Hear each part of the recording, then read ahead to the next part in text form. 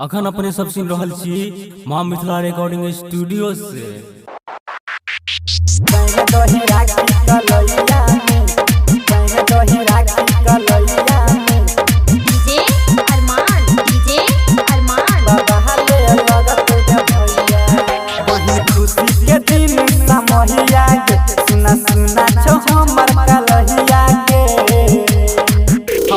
खुशी के दिन समहिया के सुना सुना छो हमर कलहिया के हमर छही तू खुशी के रखहिया आना बहन दही राखी कलहिया में बाबा हले लगत गे भैया भैया ना बहन दही राखी कलहिया में बाबा हले लगत गे भैया बहन दही राखी कलहिया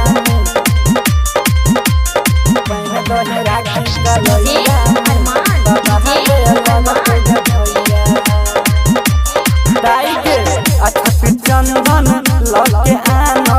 कदे बहिन आरती जुजु गजी बही बहिन हमर करनी हमरा से सरारती चंदन लगे आनो कदे बहिन आरती जुजु गजी बही बहिन हमर करनी हमरा से सरारती हकनी हाथ से खिलाई दे भैया भैया ना बहन के ना राखी कलहिया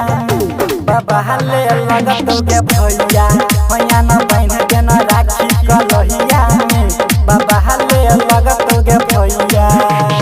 बहन दही राखी कलहिया भैया ना बहन दही राखी कलहिया बाबा हले लगत गे भैया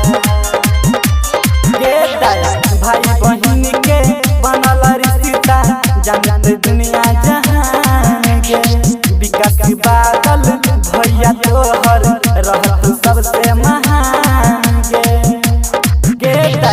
बलराम बिहारी राजेश संजय कहू बहिन बात मान के तोहर भलाई करे खातिर जेते भले जान के हकना कहियो हम दिल के दर्दिया या ना बहन दही राखी कलहिया में बाबा हले लगत गे भैया या ना बहन दही राखी कलहिया में बाबा हले लगत गे भैया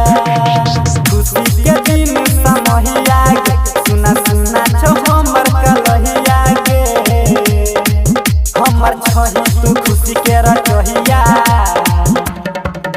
आना बहन दही राखी कलहिया में बाबा हले लगत गे भैया भैया ना बहन दही राखी कलहिया में बाबा हले लगत गे भैया।